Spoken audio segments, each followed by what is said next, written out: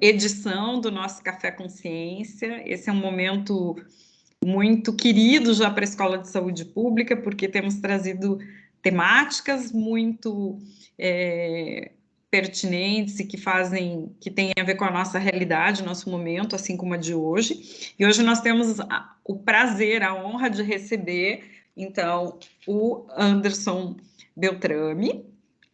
Ele é psicólogo e psicanalista, mestre em psicologia social e institucional, atualmente vice-presidente do Conselho de Administração da Organização Médicos Sem Fronteira no Brasil, e vai trazer para a gente, que é o tema do nosso café, a experiência de um psicólogo na Organização Médicos Sem Fronteiras com migrantes venezuelanos em Roraima. Então, esse café, ele tem uma intersecção com temas muito atuais e preocupantes, que é a questão da migração, né?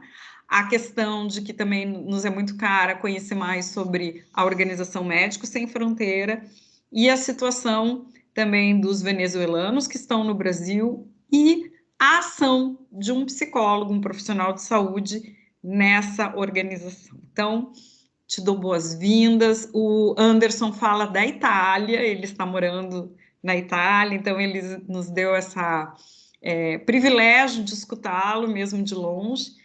Então, estou muito feliz de recebê-lo aqui.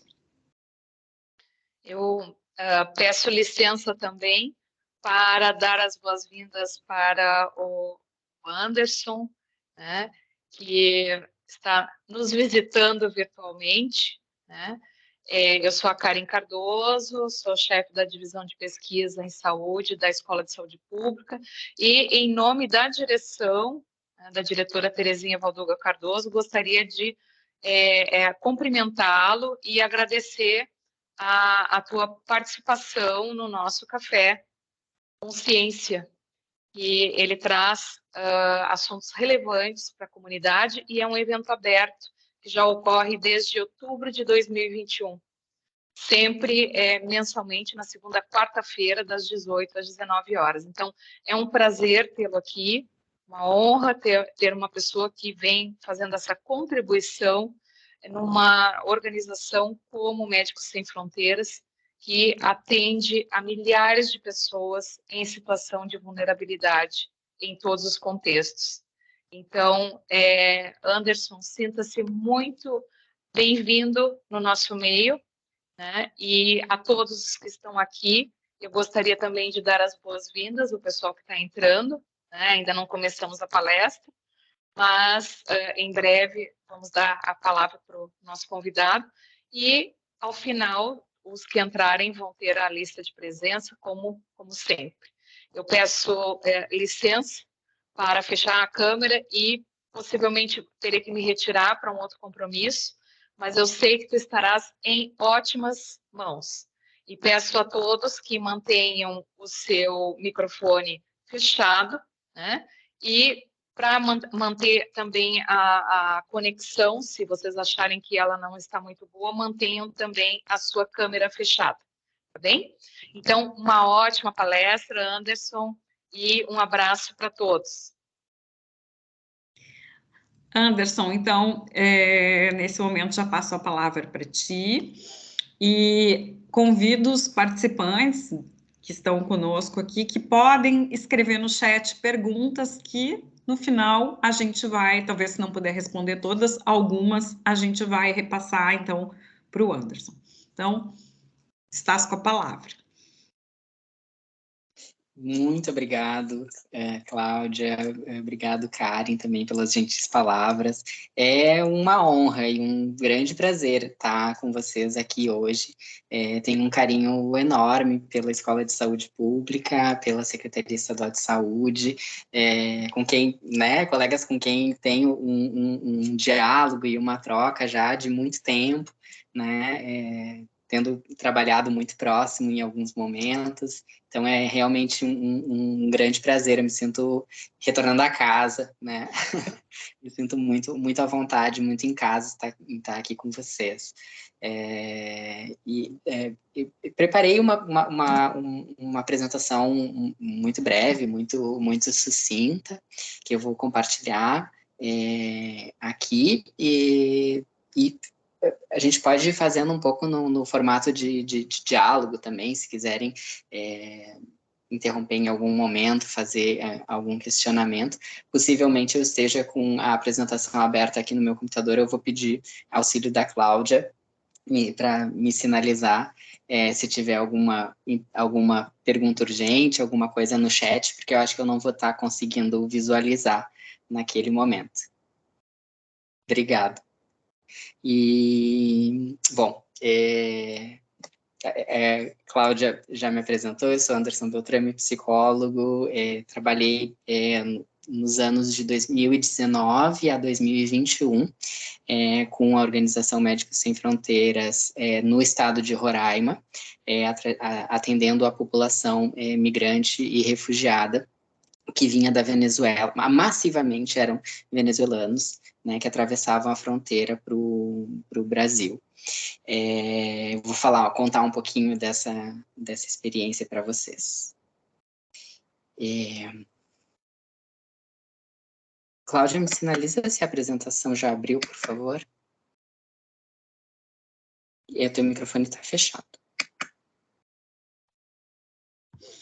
Desculpa, ainda não aparece para nós.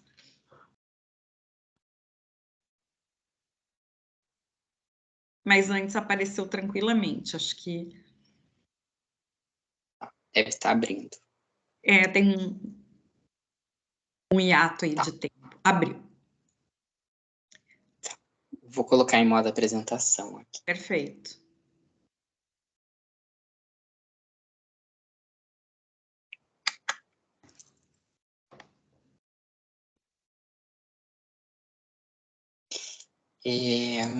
Como eu comentei com vocês inicialmente, né, eu me uni a Médicos Sem Fronteiras no ano de 2019 e sigo vinculado com a organização, sendo membro da Associação de Médicos Sem Fronteiras e, no momento, integro o Conselho de Administração de MSF Brasil, na posição de vice-presidente do Conselho. Anderson, no modo apresentação, a tela ficou escura. Na outra modalidade, aparecia.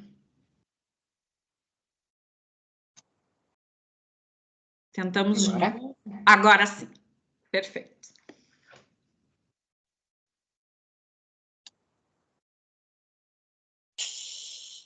Bom, para começar situando, né, acho importante falar do contexto da crise migratória venezuelana. Quando a gente se refere à crise migratória venezuelana, a gente costuma pensar esse fluxo, né, a partir dos anos 2015, 2016, onde massivamente, né, um grande número de pessoas começou a deixar o país. Mas entrando um pouco mais na história, a gente vê que teve um processo bastante longo, acho que numa primeira etapa, digamos assim, né, classes mais abastadas do país começaram a deixar o país, e quando a situação político-econômica ficou realmente muito difícil para a população de baixa renda, esse afluxo se intensificou, sobretudo, né, por rotas terrestres, então, que começaram a afetar, né, majoritariamente os países que fazem borda, né, que fazem fronteira territorial direta com a Venezuela. Então, a Colômbia, o Brasil, em alguma medida a Guiana, e depois esse fluxo migratório começou a se espalhar, sobretudo por toda a América Latina.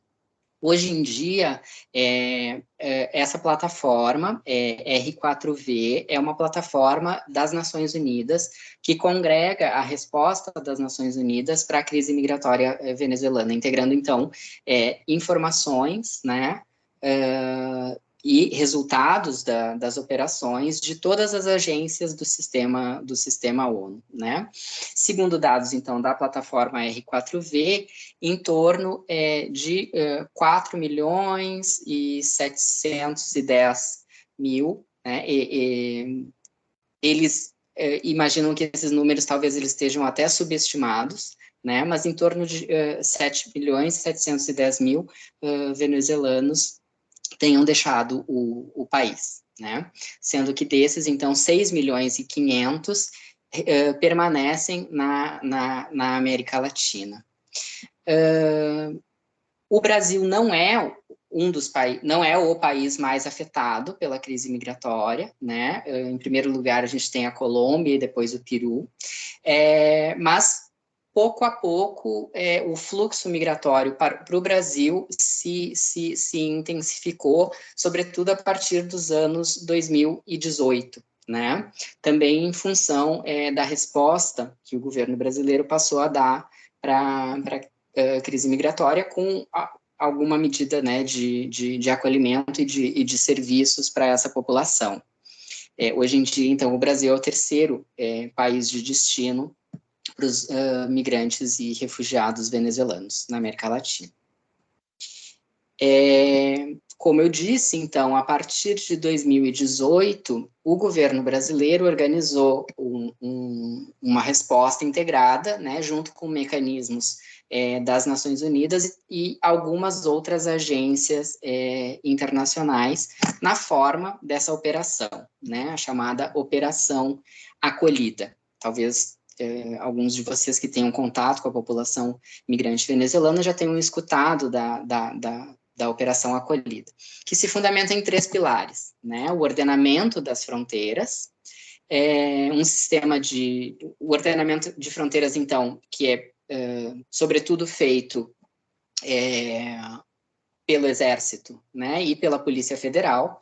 Então, eles estão ali vendo toda a questão de documentação, quem tem documentos, quem não tem, crianças e adolescentes que, eventualmente, né, atravessam a fronteira desacompanhados dos seus representantes legais, né, dos pais ou dos responsáveis legais, atravessam com outros familiares, ou, eventualmente, inclusive, crianças e adolescentes desacompanhados, né, que cruzam a fronteira. Tem também uma estrutura de abrigamento, né? Então, na cidade de fronteira, em Pacaraima, e também na capital do estado de Roraima. Em Pacaraima, são 2 estruturas, são 2 abrigos, sendo um deles especialmente para a população migrante indígena. É preciso dizer que na fronteira do Brasil com Venezuela, a gente tem um grande número de populações indígenas transfronteiriças, mas dentro da Venezuela também, mais próximo ao oceano, no delta do rio Orinoco, tem a população Huaral, né, que é uma população muito grande da Venezuela, e um número significativo dos indígenas Huaral também migrou para o Brasil, né? Então, tem abrigos da Operação Acolhida que são especificamente voltados para o acolhimento, né, de população indígena, então, com alguma adaptação cultural. E na capital na capital de Roraima, em Boa Vista, no momento, quando eu cheguei, em 2019, eram 11 abrigos, né? Depois, alguns foram integrados, então o número foi um pouco, durante o período da pandemia, também o número um pouco variou, mas entre 9 e 11 abrigos na capital de Boa Vista. Então, é uma resposta muito grande, né? E, além disso, tem também um eixo da Operação Acolhida, que é de interiorização. Uma estratégia do governo, então, com entidades da sociedade civil, com empresas, né? Tem diferentes formas, por integração familiar, unificando as famílias, ou por oportunidades de trabalho, tem diferentes formas, onde os migrantes, então, são enviados do estado de Roraima para outros estados da federação. Em 2021, quando eu trabalhava ainda, né, com Médicos Sem Fronteiras lá no estado de Roraima, os principais estados que recebiam migrantes da estratégia de interiorização eram São Paulo, se não me engano, Minas Gerais, e acho que Rio Grande do Sul era como o terceiro lugar. Então, é um estado que, sim, tem recebido muitos migrantes. Sobretudo para trabalhar na indústria frigorífica do estado, né? É algo para a gente ter em conta também, né? Quando a gente pensa na saúde mental desses trabalhadores, a gente sabe, né, a estrutura da indústria frigorífica no estado e enfim, como profissionais da saúde mental, ter isso em conta, né? É importante dizer que Médicos Sem Fronteiras não faz parte da Operação Acolhida, né? Médicos Sem Fronteiras é uma organização independente, neutra e imparcial, né? E nós participamos da resposta no estado de Roraima na condição de observadores, né? Então, a gente, em parceria com todos os grupos de trabalho que se organizam, né, com as outras organizações, mas a gente tem a independência, né, de poder questionar ou fazer os tensionamentos quando a gente acha que alguma coisa não vai bem, né? Então, eu fiz questão de trazer aqui para vocês também, como profissional da saúde mental, como psicólogo, acho que esses são documentos muito importantes que balizam as nossas intervenções em ações humanitárias, né? Acho que a gente conversava antes de iniciarmos aqui a gravação, a situação que está se passando nesse momento no estado do Rio Grande do Sul, de uma emergência climática, né? E como intervir nessas situações de emergência. Acho que esses documentos são muito importantes da gente ter em conta, né? O primeiro desses, que tem o retrato do menino na capa, são as diretrizes do IASC. O IASC é o Comitê Permanente Interagencial, né? Ele é formado, então, por todas as agências das Nações Unidas e muitas organizações humanitárias internacionais integram, então, esse grupo. O MSF tem uma participação também, em grande medida, né, nas questões de saúde, segue, né, assim, esses estándares que são estándares de toda a resposta de emergências, né, no mundo, digamos assim. Então, essas são as diretrizes do IASC para intervenções de saúde mental e apoio psicossocial em emergências humanitárias. E aí é importante dizer por que a gente usa o nome em extenso, né, saúde mental e apoio psicossocial. A gente sei que no SUS, né, na RAPS, a gente costuma se referir à atenção psicossocial, e no contexto das ações humanitárias se optou por, até em função da adequação a diferentes contextos, a diferentes culturas, manter esse binômio, né, saúde mental e apoio psicossocial.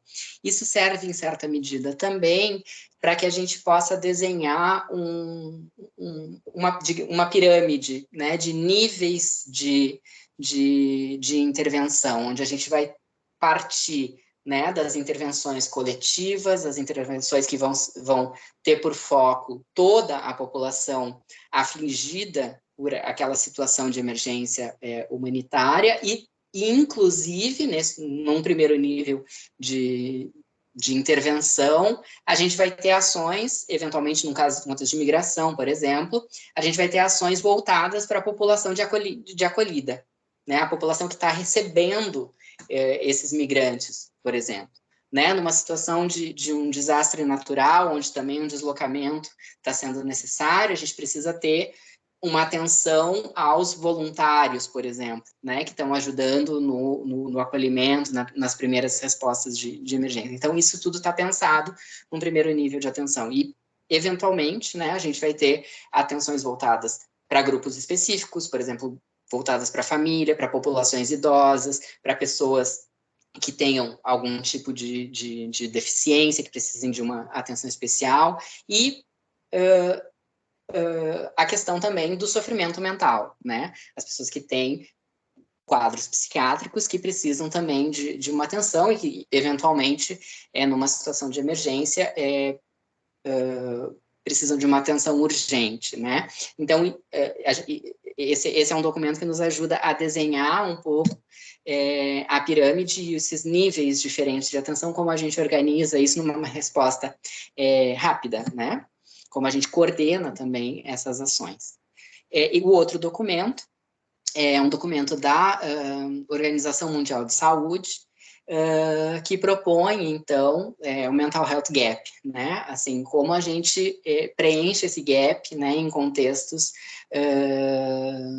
eventualmente, em que não existe uma rede, né, estruturada de resposta em saúde mental, como a gente pode propor intervenções também, né, no contexto da ação humanitária, voltadas para o atendimento em saúde mental. Eu diria que esses dois documentos são documentos, são pedras fundamentais, né, do trabalho de saúde mental na ação humanitária, e eu acrescentaria, agora falando em voz alta aqui, me escutando, eu acrescentaria também um documento sobre primeiros socorros psicológicos, né? Eu acho que também é uma ferramenta bastante importante. Posso adicionar e compartilhar esse material aqui depois, posteriormente, com vocês. Tá? Voltando, então, para o contexto de Roraima e da resposta à crise migratória venezuelana, né?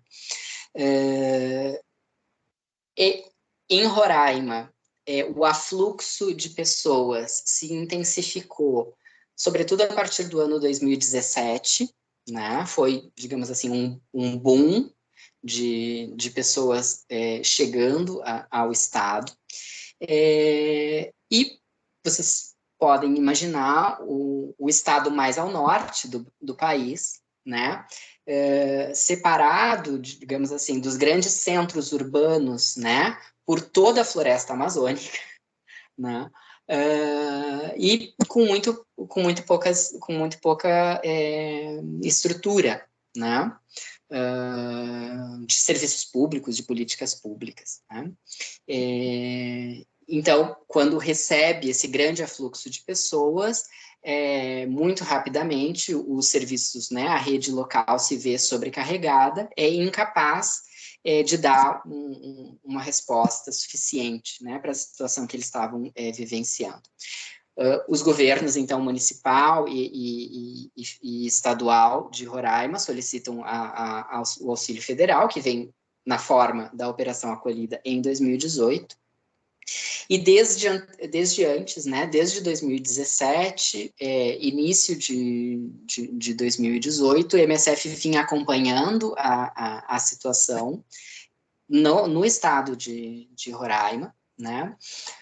No segundo semestre de 2018, faz uma primeira incursão, né, em Roraima para uma avaliação de campo, né, e identifica necessidades patentes ali, né, sobretudo no campo da saúde mental. Então, em outubro de 2018, se organiza uma resposta da organização, né, de Médicos Sem Fronteiras, com um projeto, naquele momento, voltado para a saúde mental e promoção de saúde, promoção dos serviços de saúde, né, do acesso aos serviços de saúde, orientando, então, a população como tirar o seu cartão SUS, como acessar, como está estruturado, auxiliando a explicar também um pouco o funcionamento da rede de saúde no Brasil, né? Ajudando a fazer essa mediação cultural que é tão importante.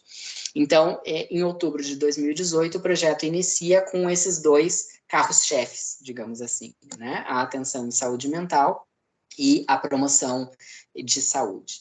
Em saúde mental, o projeto se estrutura em parceria com a Operação Acolhida, com uma resposta, num primeiro momento, dentro dos abrigos, com a atenção mais clínica, num primeiro momento, né? Estrutura de consultas, acompanhamento individualizado de alguns casos que vinham surgindo. É um pouco na transição desse contexto, né? Que eu integro, né, que eu passo a integrar o projeto. Eu não participei dele desde o início, ele começou, então, em outubro de 2018, e eu chego, né, me junto ao time de Médicos Sem Fronteiras, como na posição de psicólogo, em junho de 2019.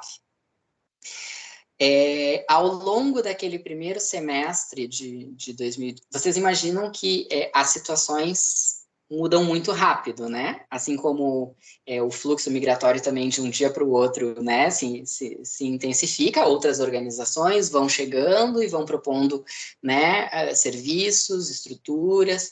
Então, isso que era um hiato em outubro de 2018, né? Que necessitou, então, dessa intervenção mais de acompanhamento clínico individual, digamos assim, né? Isso foi mudando ao longo de 2019. E no primeiro semestre, MSF foi identificando um número muito grande,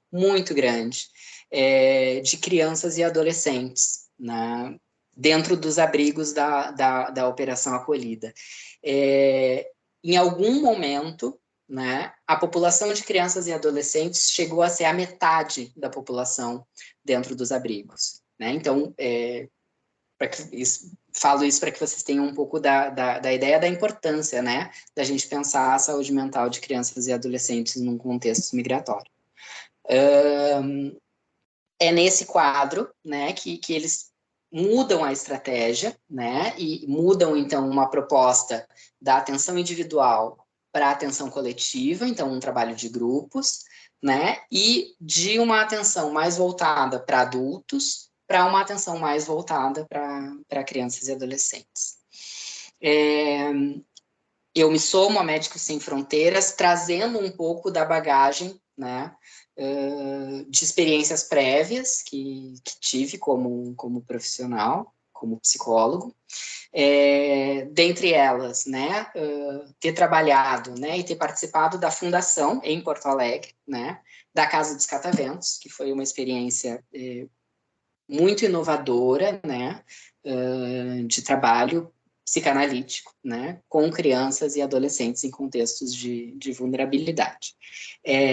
Também trabalhei, e aí junto, né, à Secretaria Estadual de Saúde, como consultor do Primeira Infância Melhor, também durante um ano. Então, além de ter trabalhado como psicólogo da rede, né, de assistência social na região metropolitana também durante alguns anos, e outras experiências de consultoria. Então, tudo isso auxiliou, né, assim, a chegar a Médicos Sem Fronteiras e ter uma bagagem para poder contribuir com o trabalho.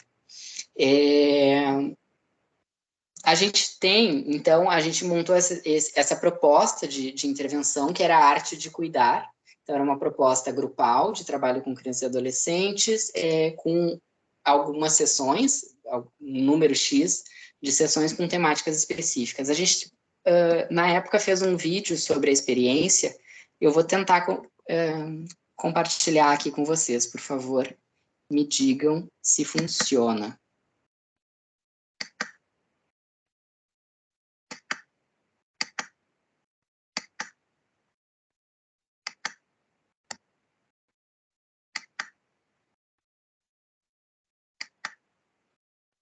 Enquanto tu tá buscando, né, o vídeo, acho que já tá carregando para nós. Eu fiquei pensando nisso, Tu quanto queria... é difícil para uma criança largar toda a sua, sair, né, vendo o sofrimento dos pais e tendo que deixar o mínimo da sua vida, da sua segurança, do seu espaço, seus brinquedos, enfim, deixar e quanto aterrorizador isso deve ser. Se já é para os adultos, imagina para as crianças, né? Era um pouco isso que nós tentávamos trabalhar nessa intervenção, né? Pensando essas duas faces da moeda, digamos assim. Por um lado, né, a bagagem, né, assim, a herança que se traz, mesmo que a bagagem tenha ficado pelo caminho, né, mas a herança que se traz da Venezuela, familiar, cultural, né, e como se integrar também a esse novo contexto. Era um pouco esses dois movimentos, né, que nós pensávamos em apoiar através dessa experiência. E, além do mais, instrumentalizar também, né, ajudar essas crianças a compreenderem também alguns riscos que podem estar envolvidos nessa jornada.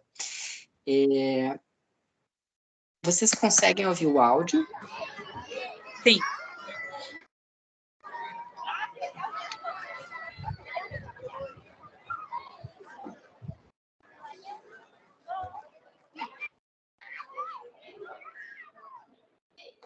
Cuando llegamos aquí, ellos estaban enojados conmigo, porque allá tenían todo, comodidades, cosas que aquí no han tenido.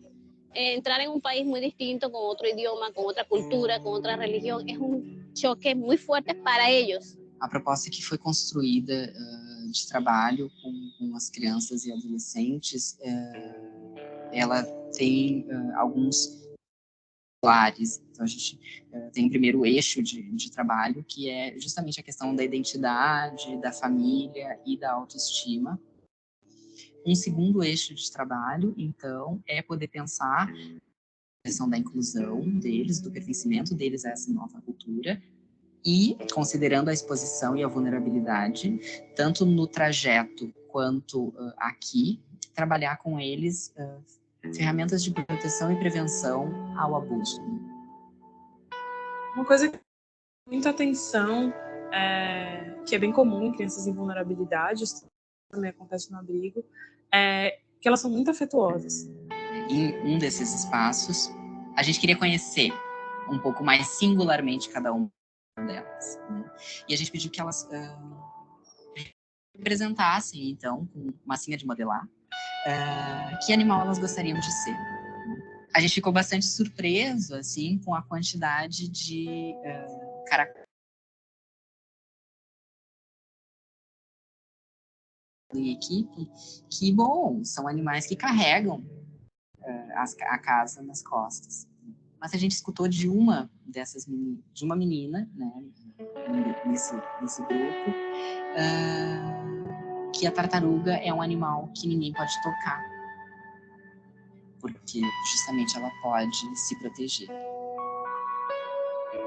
Uma coisa que eu gostaria muito é que, de alguma forma, tenha contribuído para manter essa coisa das crianças de capacidade de sonhar e de ver futuros, de acreditar nas possibilidades, que elas não vão endurecendo com o contexto, sabe? Que elas continuem abraçando as pessoas.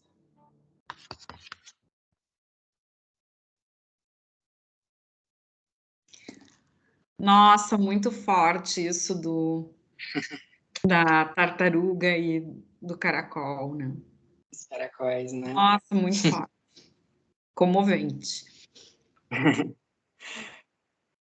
Foi uma experiência que nos deu muito orgulho, assim, a gente ficou muito feliz e feliz de ter alcançado também bons resultados, assim, né?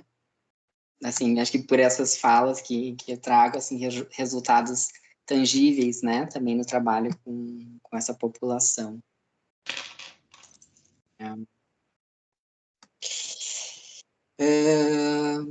E aí eu sigo, como eu falei para vocês, assim, o contexto é muito dinâmico e os cenários mudam muito rapidamente, né?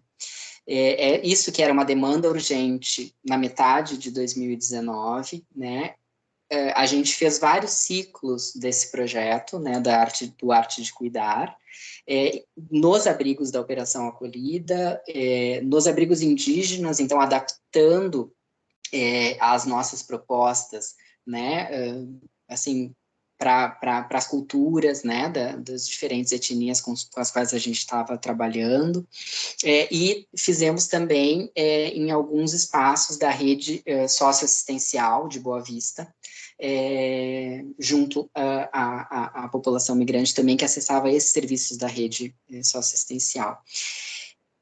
Ao final desses 6 meses, outras organizações também foram chegando, né, e ocupando um pouco esse espaço. Eu acho que MSF tem essa característica, digamos, dentro da ação humanitária, né? A gente está sempre procurando aquela população que está mais vulnerável dentre os vulneráveis, né? Quem é que ninguém está olhando para eles naquele momento, né? E quando outras organizações vão assumindo, né, essas responsabilidades, a gente vai passando a bola um pouco assim, né?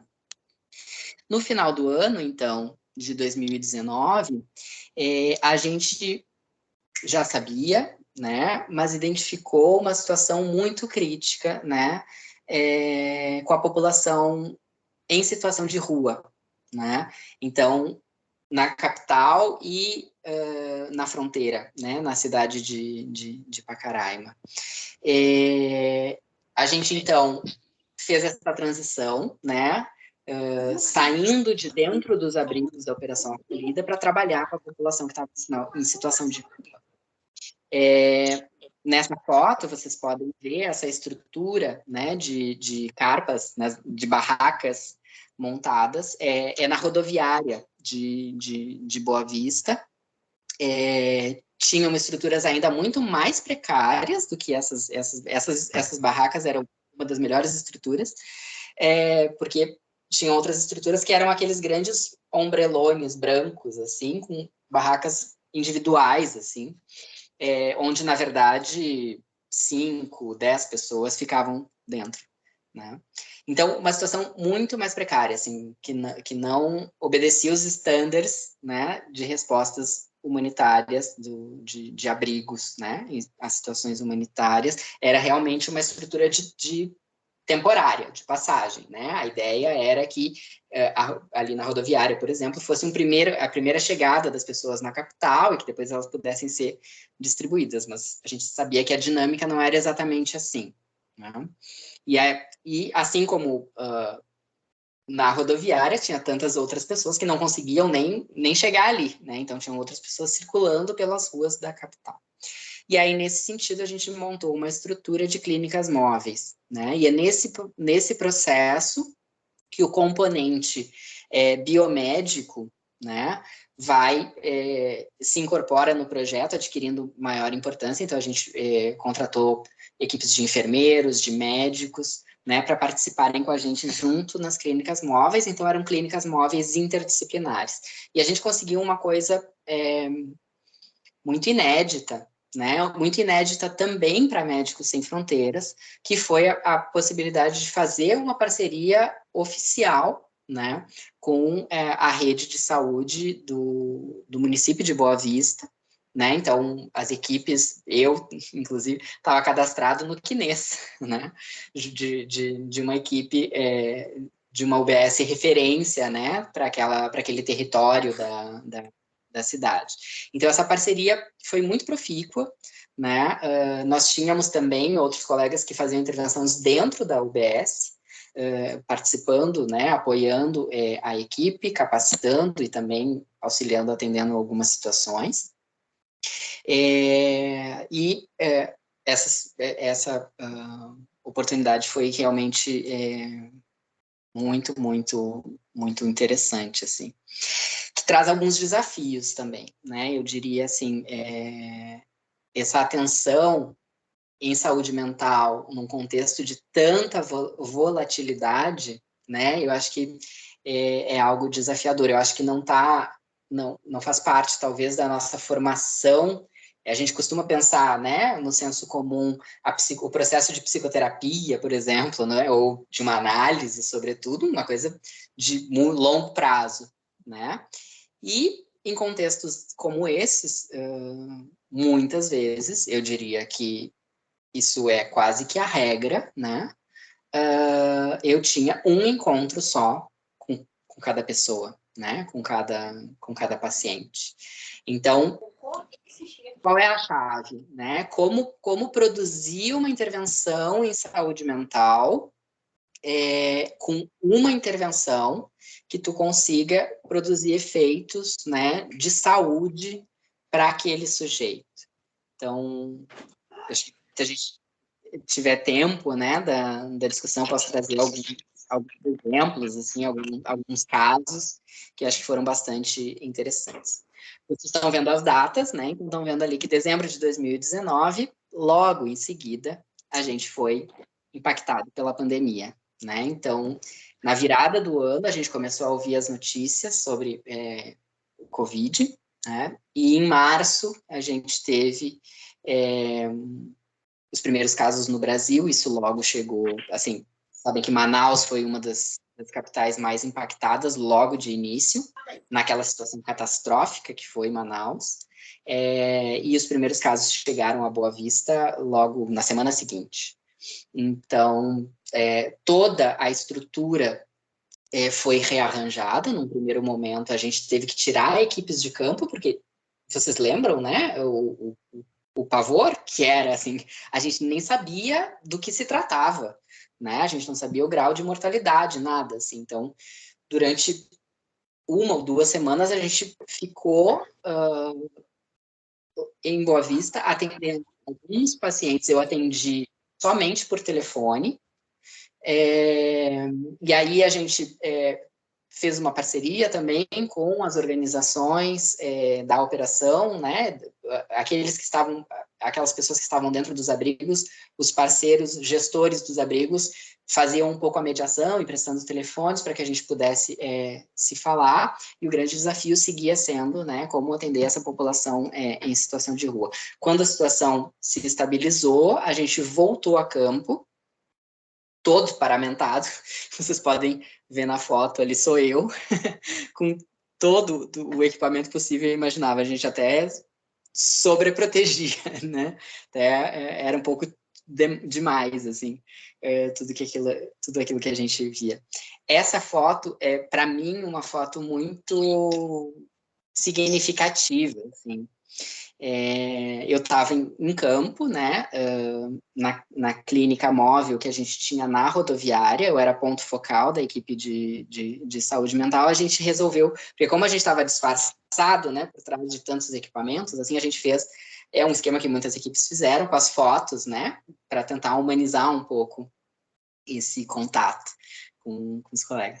E nessa foto, essa é uma paciente que eu tinha atendido no ano anterior, né, no final do ano anterior, no dia que ela tinha chegado a Boa Vista, ela não conhecia absolutamente nada, né, e meses depois, ela me reconhece pela foto no crachá, né, e nesse dia a gente estava recebendo a visita dos colegas da comunicação de Médicos Sem Fronteiras, e eles capturaram exatamente o instante em que ela me reconhece na foto, assim. Então é uma foto muito, muito afetuosa para mim, assim. Bom, compartilhe um pouco algumas reflexões. Então, de dezembro de março de 2020, né, a gente seguiu trabalhando na resposta, assim, nesse contexto de pandemia. Depois a situação foi melhorando um pouco, digamos assim, a gente foi retomando a clínica móvel em outros espaços da cidade, né? Eu segui na organização até abril de 2021, sendo assumindo como ponto focal, como referência para a equipe de saúde mental nos últimos meses. Trago aí algumas reflexões, então, sobre essa minha experiência com Médicos Sem Fronteiras em Roraima, né? Em primeiro lugar, assim, a importância, né, do acolhimento e do cuidado humanizado e do cuidado em saúde mental, né, em contextos de emergência. Eu acho que, por vezes, a gente subestima a importância, né, que pode ter a saúde mental, que pode ter uma palavra precisa, bem colocada, né, para um sujeito naquele momento, para que ele possa seguir adiante, né, nessa jornada. A gente está falando de migração, né, nesse percurso em busca de um futuro melhor, né? Quando esse sujeito tropeça, né, e está quase ao ponto de desabar, por vezes, uma palavra pode ajudar ele a se reerguer e se colocar novamente de pé para seguir caminhando. Eu acho que essa é a delicadeza da clínica no contexto de imigração, que eu fui entendendo, acho que, né, ao longo do processo. Acho que não é algo que eu tenha aprendido na faculdade, mas acho que foi a própria experiência que foi formando um pouco isso. Claro que embasamentos, né, de tantas funções, e a formação clínica, né, eu acho que a minha formação como psicanalista também me permite compreender essa clínica a partir desse viés, né, com esse olhar. Acho, assim, não é um trabalho fácil, né, acho que é um trabalho que traz muitos desafios. Eu citei, né, brevemente aqui para vocês o desafio disso, de, por vezes, tu ter uma única oportunidade de encontro com aquele sujeito, né? E ali é o momento onde aquela é a oportunidade de tu fazer essa virada, de produzir esse efeito de saúde, né? Que possa reverberar por longo tempo, assim. A gente tem, né, uma série de ferramentas, né, que podem ser compartilhadas, assim. Eu acredito que todos os profissionais de saúde deveriam, assim como a gente tem formações de primeiros socorros, né, primeiros socorros de uma perspectiva médica, né, eu acho que a gente deveria difundir muito mais, né, esse recurso de como fazer primeiros socorros psicológicos, né.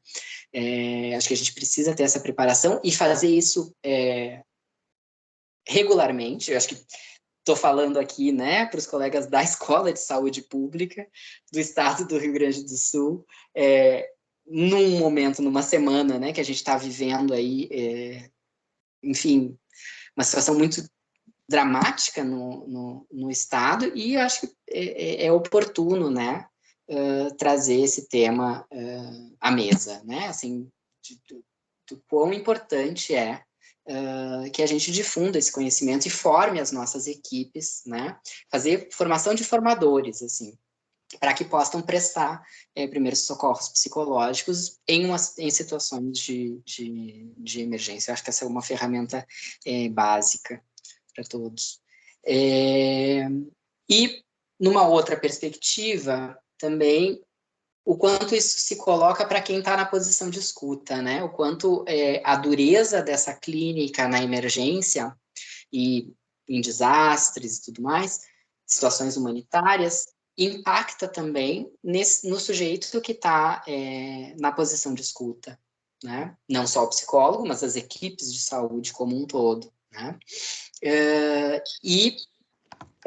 A gente tem, assim, uma série de documentos, orientações em relação ao manejo do estresse e ao autocuidado, né? Que eu acredito que, numa perspectiva individual, são fundamentais. Acho que cada um tem que, né, saúde tem a ver com isso, assim, o quanto tu é capaz, né, de fazer as regulações para manter um equilíbrio de vida, mas acho que tem uma dimensão também do coletivo, e isso não pode ser esquecido e nem subestimado, né? Então, o quanto o cuidado em equipe também é fundamental para que a gente dê conta do desafio de intervir, né, e de prestar apoio a populações em situações de calamidades, emergências e desastres, né? E aí, obviamente, né, pelo meu viés, minha formação psicanalítica, eu não posso deixar de relacionar, em certa medida, também os efeitos subjetivos que a escuta produz em cada um de nós, como efeitos contratransferenciais, né? E esses efeitos contratransferenciais também produzem sofrimento, e produzem sofrimento em equipe, né? Então, o quanto a gente precisa afinar a nossa escuta para poder estabelecer também essas correlações, né? De que o sofrimento do qual a gente, por vezes, padece, tem a ver também com a posição em que a gente está se colocando, né? Como receptáculo nessa escuta, e o que a gente faz com isso que a gente escuta e com esses afetos que estão em jogo ali na cena, né? Para não padecer junto com os nossos usuários do serviço, com os nossos beneficiários. Em relação à apresentação, à experiência, eu encerro por aqui e deixo espaço para que a gente possa trocar um pouco e conversar, mas não posso deixar de fazer o meu jabá também, como membro, né, dessa organização de Médicos Sem Fronteiras, sobretudo, compartilhei com vocês, né, na posição atual de vice-presidente, então, compartilho com vocês aqui algumas informações em relação à organização, né, a gente tem o website bastante completo, onde vocês podem acessar muitas informações, inclusive sobre os projetos atuais no Brasil. E aí eu começo dizendo, né, que o projeto de migração, o projeto com a migração venezuelana em Roraima, ele está no seu ciclo de fechamento, né? Agora, no mês de outubro, a gente transiciona e encerra o projeto, faz a entrega das ações, né, para os parceiros, né, sobretudo para os gestores públicos. Então, a gente está em muitas reuniões, em muitos debates para poder fazer essa transição, garantindo, né, que as populações atendidas sigam sendo atendidas. Essa é sempre uma preocupação das nossas intervenções, né? Fazer essa transição da emergência para construção de durações de longo prazo com outros parceiros. Atualmente no país, além do projeto Roraima, o projeto de migração em Roraima, que está em encerramento, nós temos uma intervenção com a população Yanomami, no mesmo estado de Roraima. Vocês têm né, devem estar acompanhando assim, a situação de crise humanitária que a população Yanomami e Ecuana tem vivido no país. E a gente sobretudo na resposta à epidemia de malária, né, tem apoiado também as comunidades. Nós temos também um projeto novo, recente, que foi aberto na Ilha de Marajó, no estado do Pará, que tem por foco o apoio em atenção primária, sobretudo em saúde sexual e reprodutiva, naquele contexto. E aí eu trago também, compartilho com vocês, que a organização está sempre alerta, sempre atenta, né, às emergências que têm acontecido, e na semana passada, quando a situação de chuvas, né, e do ciclone atingiu o estado, nós rapidamente identificamos 2 colegas que já fazem parte do corpo, né, de trabalho de Médicos Sem Fronteiras, 2 colegas de Lajeado, que se mostraram disponíveis naquele momento para ajudar a fazer uma avaliação inicial, né? No dia seguinte, um outro colega de saúde mental do Pará, chegou ao Estado também para apoiar. Neste primeiro momento, a MSF está fazendo uma avaliação, né, para poder entender qual seria o valor agregado do nosso apoio, se seria necessário realmente, né, um apoio da organização no Estado. A gente sabe que, enfim, é um Estado que conta com muitas estruturas, inclusive, né, Escola de Saúde Pública, Secretaria Estadual de Saúde, que vem fazendo um esforço gigantesco de atender essa população que está passando por tanta necessidade, né? Então, estamos fazendo essa avaliação nesse momento. Sei que temos também, junto hoje aqui, tantos residentes, colegas em formação, e que possam ter interesse também em saber como funciona, né, para se juntar a Médicos Sem Fronteiras. Então, no site vocês vão encontrar informações sobre os projetos, né? Então, sobre o trabalho em campo, tanto nos projetos do Brasil, quanto nos projetos no mundo, as posições disponíveis, os diferentes perfis profissionais, oportunidades de trabalho também em escritórios. Vocês imaginam o volume de trabalho administrativo, de logística, de recursos humanos, financeiro, comunicação, advocacy, tudo isso que está envolvido, né, na manutenção de uma estrutura gigantesca como é Médicos Sem Fronteiras, no Brasil e no mundo. E também o trabalho super importante, né, dos nossos captadores, e também das equipes que estão nas ruas, no face-to-face, que estão ligando, mandando cartinhas, né, para que a gente possa manter esse trabalho. MSF Brasil tem cerca de 90% dos seus recursos vem de doações individuais. Isso para a gente é um orgulho gigantesco e é muito importante, né, para que a gente possa garantir a independência das ações que fazemos.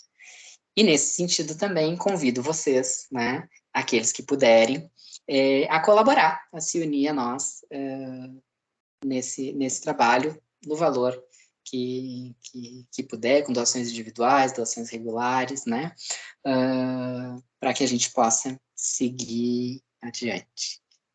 E, nesse sentido, agradeço e me coloco à disposição também para a gente trocar um pouco, bater um papo. Nossa, muito linda a tua apresentação e principalmente a tua experiência, né, Anderson, porque eu fico pensando, né, eu fiquei muito tocada com a tua apresentação e fico pensando que às vezes a gente minimiza o efeito de uma fala, né, mas se às vezes a vida nos dá a única oportunidade de um encontro com alguém, que a gente possa fazer desse encontro algo muito que modifique, né? Que seja um encontro entre pessoas inteiras, né? Que a gente possa sair afetado desse encontro e possa ajudar. Talvez, sem a tua fala, a gente pudesse pensar assim, o que vai adiantar uma conversa só? Né? E eu acho que tu traz a importância de que o encontro profundo realmente ele tem um efeito que a gente não tem como dimensionar, né? No sentido do resgate da dignidade, no sentido de apontar o resgate de uma história que pode ter, como tu diz, os objetos podem ter ficado no caminho, talvez não seja possível carregar tudo, mas a experiência, a tradição, o amor, o autorrespeito, isso eu posso levar para qualquer lugar, né? E dizer, eu pertenço àquele país, mesmo estando fora. Eu pertenço àquela nação e eu me identifico com aquela cultura, mesmo tendo que sair dali, né? Então, acho que é muito bonito e muito comovente isso que tu trazes. E acho que foi o momento mais oportuno, né? A Raquel até escreveu aqui no chat durante a tua fala, assim, foi impressionante a sincronicidade, porque a gente combinou a tua vinda já há mais tempo e a tua fala chega num momento em que os colegas da própria escola e da secretaria começam a fazer um trabalho de ida a campo.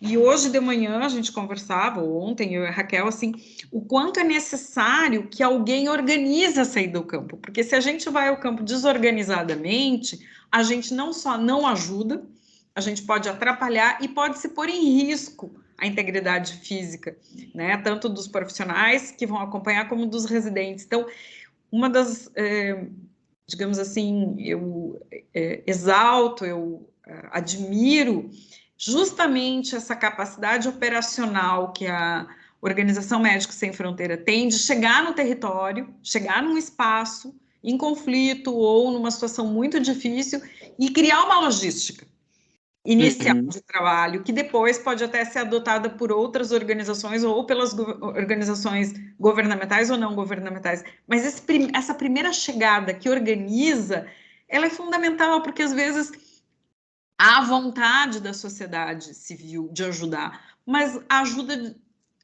sem uma coordenação, ela pode virar até um problema de pôr em risco a vida das pessoas, né? Então, eu acho extremamente rica a tua fala. Fico com muita vontade de te escutar mais sobre o trabalho com as crianças. Fico imaginando a riqueza a partir dos animais, né, com os quais eles se identificam, né? Extremamente comovente. São os que têm a casinha junto, né, no próprio corpo. E te agradeço muito. Vou passar a palavra aqui para o Eduardo, que levantou a mão, que provavelmente tem algumas questões para te fazer. Então, boa noite a todos e a todas que ainda não falei. Muito obrigado, Anderson, pela essa explanação, por toda essa riqueza de conhecimento, né? E só tenho a agradecer e agradecer também, né? Porque um fruto, né? Não cai longe muito do pé, né? E muito desse teu conhecimento e desse teu jeito de ser, eu acho que vem da tua mãe, que vem da minha professora Maísa, né? A nossa Nutri, né? Que está nos acompanhando aí na residência do Programa de Gestão em Saúde. Assim, ó, sem palavras, sem palavras. Eu me emocionei em alguns momentos, mas enfim. E uma coisa que me chamou muita atenção e que eu gostaria muito que tu abrisse aqui para esse grupo é o que te tocou, o que mais te tocou o teu coração para te poder fazer esse trabalho de acolhida, esse trabalho humanizado, de acolhimento ao próximo, porque não é qualquer ser humaninho assim que vai lá e se coloca à disposição em ajudar o próximo, porque o trabalho do Médicos Sem Fronteira é um trabalho imenso, né? Gigante e de muitos desafios, né? Que trabalha a questão da vulnerabilidade social, né? Que trabalha também vários e vários aspectos, né? Dentro da nossa sociedade, né? Como um todo. E aí eu gostaria de saber o que mais te chamou, te aguçou, assim, aquilo que bateu teu coração, assim, e disse, não, agora eu vou vou me dedicar para o Médicos Sem Fronteiras. E outra, né? Você não está nem no Brasil, você está fora, né? Longe da família, enfim, isso deve ter uma razão maior, né? Tipo, acho que é coisa divina, não sei. Eu quero te ouvir e quero que tu explique isso para nós. Encerro. Obrigado, Eduardo. Eu acho que tu faz a pergunta mais difícil que tem. Sinceramente, eu não sei responder. Eu não sei responder. Eu te respondo como psicanalista. Eu acho que o que sustenta, assim, não sei se o que me leva até aí, né? Não sei se é o que me traz até Médicos Sem Fronteiras, mas o que sustenta a possibilidade de seguir ali, seguir escutando o sofrimento, assim, e eu costumo falar isso, assim, com alguns colegas, quando conto a experiência do trabalho em Roraima, e é importante, tá? É Roraima, não é Roraima. A pronúncia correta é essa, eles vão nos corrigir sempre quando a gente falar Roraima, eles vão nos corrigir porque o correto é Roraima. Então, sempre quando eu compartilho a experiência do trabalho em Roraima com a migração, assim, eu eu tenho mais de 15 anos de formado, né? Como psicólogo, eu sempre trabalhei em contexto de vulnerabilidade, na assistência social, com crianças e adolescentes, enfim, em comunidades da região metropolitana, contextos de guerras entre facções, assim, invasões da polícia, assim, as situações mais escabrosas que vocês possam imaginar. Mas quando cheguei em Roraima, eu me vi nu, completamente despreparado para escutar tamanha vulnerabilidade, né? Eu acho que a experiência da migração a experiência de deixar para trás tudo, sabe? De chegar com a roupa do corpo, por vezes sem sapato, e falo porque acolhi pessoas nessa condição, né? De chegar com os pés inchados, machucados, né? Depois de meses de caminhada. E o que fazer como psicólogo, como psicanalista, né? Nessa situação.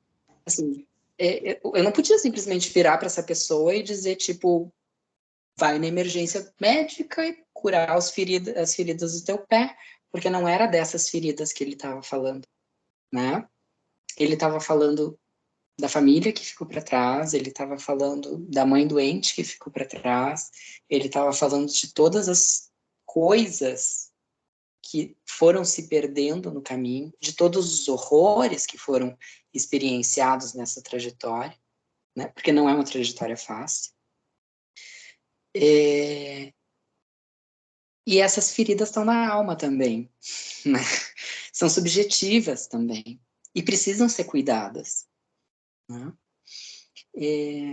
Eu falei para vocês, assim, essa imagem de sabe, de assim, do oleiro que tá, do ceramista que tá fazendo um vaso, e aquilo vai desabando, assim, quase desabando na tua frente, assim, e tu precisa colocar aquilo de pé, assim, aquele barro ainda úmido, ajudar a se reerguer e se firmar, assim.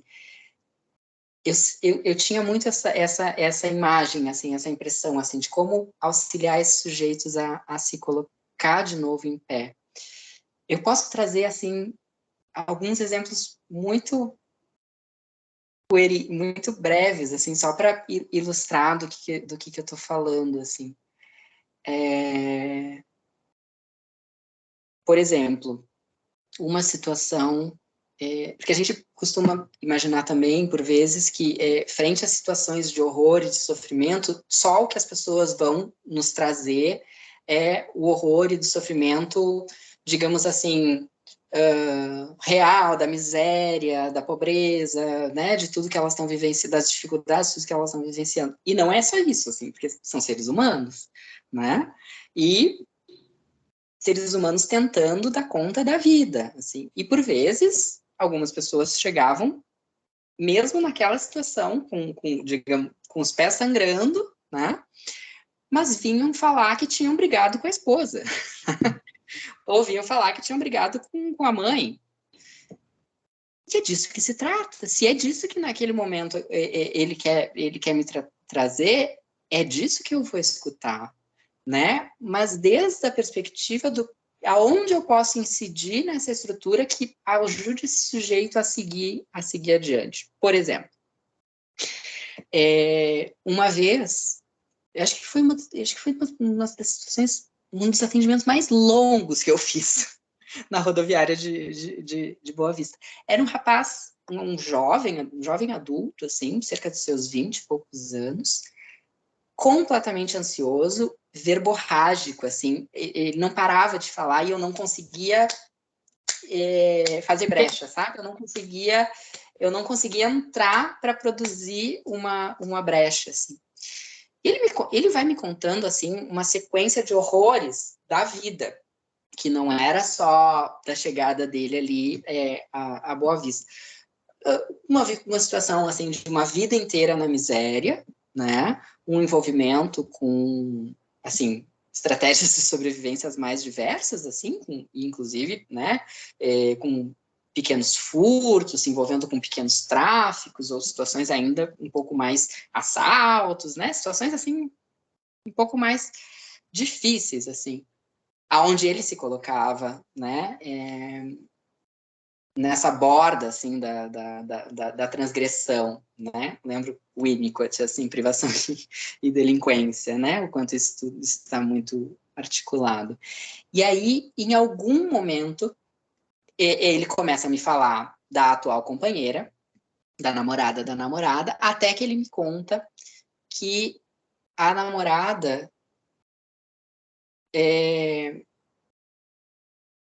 estava se prostituindo para sobreviver, né? E aí eu acho que é importante a gente ter em conta que em contextos humanitários, em contextos de migração, a gente entende isso como uma estratégia de sobrevivência, né? Então, a gente entende esse movimento assim como sexo por sobrevivência, né? E aí ele traz isso com muito sofrimento, o quanto ele estava também brigando com ela, né? Assim, por ela estar fazendo isso, mas ela precisava sobreviver, ele entendia, mas ele queria tirar ela dessa vida e tal. E aí ele vai nisso, nas transgressões dele, e me conta isso meio tangencialmente, e aí, em algum momento, ele fala da mãe. E fala que a mãe era prostituta na Venezuela. E aí, quando ele fala isso, um bom psicanalista não pode deixar de ligar uma coisa na outra, né? E aí, era sempre um cálculo muito delicado, assim, porque, né, quando me dou conta dessa repetição que ele produz, eu tenho que avaliar um pouco se eu já tenho uma relação ali suficientemente forte para aguentar o tranco, né? Assim, porque essa imagem do barro, assim, a minha intervenção tem que ajudar ele a se manter de pé, porque eu não posso fazer uma intervenção que derrube tudo de uma vez, né? Naquela situação eu entendi que sim, que eu podia falar para ele, né? Tipo, tu te dá conta dessa repetição que tu tá produzindo, né? Da repetição que tu tá tentando com essa mulher, né? Resgatar algo da tua relação com a tua mãe. Assim, parece muito escrachado, assim, um psicanalista de Bagé.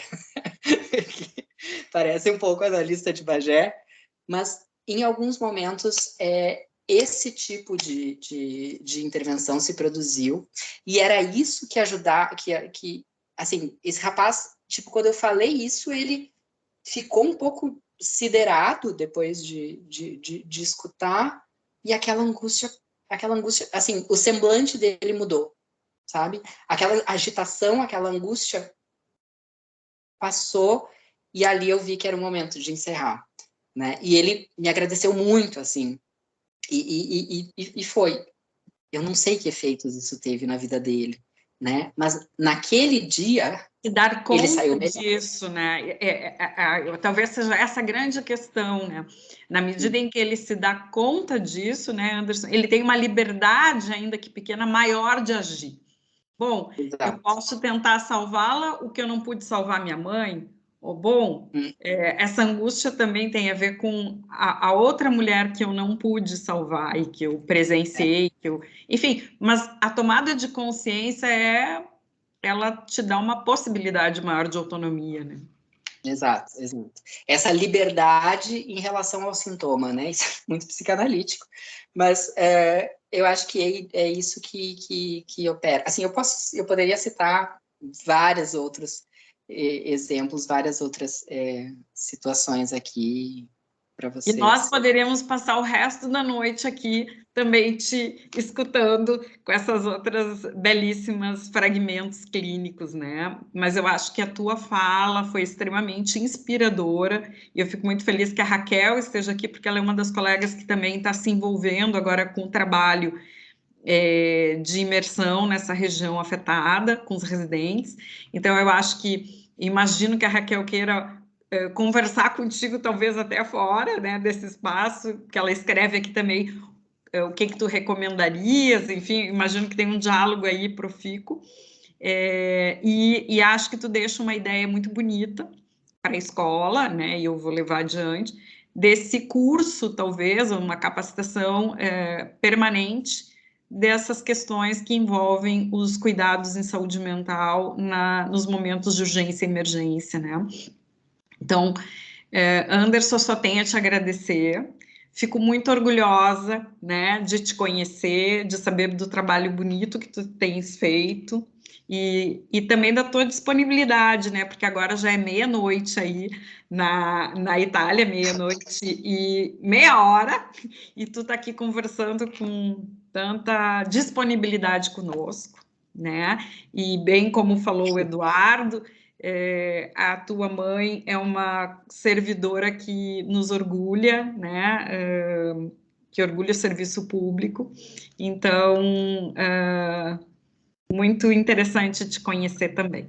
Te agradeço e informo os nossos ouvintes que, e podem falar também para os colegas, que essa belíssima aula vai ficar no nosso YouTube para que outras pessoas também possam usufruir dessa beleza desse depoimento. Então, espero poder ter contato contigo em outros momentos. Acho que a gente tem muita coisa para conversar. E agradeço a presença de todos e a Maísa também, né? Que está aqui conosco, mesmo nas férias, o que fala muito, né, do compromisso com a saúde pública. Cláudia, se eu puder falar alguma coisa, claro. Eu gostaria de dar os parabéns para o Anderson, né? Porque, como eu escrevi ali no chat, a partir de amanhã tem servidores aqui da ESP que vão estar indo. Eu vou no sábado. Então, o que tu recomendaria especialmente? E outra coisa, tem que pegar teu contato aqui para nos ajudar. Raquel, como a gente está com o horário estourando, Tudo bem. Eu acho que esse diálogo pode continuar, se o Anderson se dispõe, né, claro, de uma troca, né, até de uma orientação com essa bagagem tão importante, né, no Médicos Sem Fronteira, de uma ajuda, um caminho para essa chegada no campo, né? Pode ser? Sim, não precisa ser nem agora. Então, ótimo. Então, agradeço a todos. E foi, acho que, um momento muito bonito e acho que veio num espaço de tempo muito oportuno, né? Infelizmente, por essas situações que nós estamos enfrentando. Tem alguém escrevendo aqui, vamos ver o que é, e aí a gente pode encerrar. Sou eu aqui, ó. Vou levantar então minha mão aqui. Tá bem, tá bem. Pretendo ser breve. Questão... A gente tem na Residência de Gestão em Saúde o projeto do Eixo Transversal, Anderson. E eu gostaria de ver contigo se tu teria uma disponibilidade na tua agenda, em algum dado momento, da gente te contatar para poder participar em um momento, claro que vai depender do teu horário aí na Itália, né? Para a gente poder verificar se tem como a gente fazer um encontro, uma reunião, assim, de repente contigo, para te expor alguns detalhes, assim, dessa tua experiência com a população indígena Yanomami, enfim, se tu puderes dar uma explanação, assim, agradeço. Encerro. Anderson, posso sugerir que tu passe o contato, então, porque a gente vai, infelizmente, encerrar. Com certeza. Com certeza. Eu queria somente agradecer, né, a oportunidade de estar aqui novamente, né, junto com os colegas nesse espaço que, como eu disse no início, assim, eu me sinto muito, muito acolhida, muito em casa. É um prazer e me coloco totalmente, inteiramente à disposição para apoiar também nessa situação de emergência que a gente está vivendo. É até uma alegria na verdade, poder sentir que estou ajudando de alguma forma, mesmo que à distância. Confesso que estou aqui bastante angustiado. Se puder ajudar de alguma forma, né, mesmo que, né, nessa posição de apoio aqui à distância, vai ser uma grande honra, um grande prazer. Já está nos ajudando, né, Raquel? Nos inspirando. Então, pessoal, eu agradeço a todos. Maísa, não sei se tu queres falar alguma coisa, não?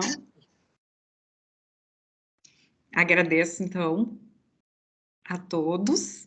Agradecer por ter a oportunidade de ouvir meu filho, né, mesmo à distância. Ah, que bom! Um beijo.